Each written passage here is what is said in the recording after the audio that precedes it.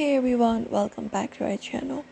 If you guys are wondering and wanting to mark a message as unread in Facebook Messenger, in today's video we are going to guide you through the process, so let's just get started. You can directly start by opening up the Facebook Messenger app on your phone. Open it up, and once you open up the Messenger application, here you should be finding your chats based directly on your home screen. Now from the main screen, you can just see the list of your conversations. You just need to go ahead and touch and hold your finger on the chat that you want to mark as unread. So for example, this is the chat. Let's say you can head back and you can just go ahead and long press on it, hold it up. And once you hold it up and leave, you will be finding a menu appearing on your screen. Now you just need to select the option called mark as unread from this given menu and go ahead and tap on it.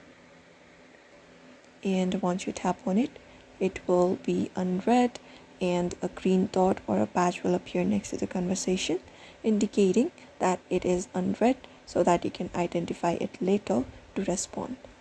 And that's it. And remember that this action only changes how it looks to you. It does not hide the message from the other person, who will see that you have opened and read the message.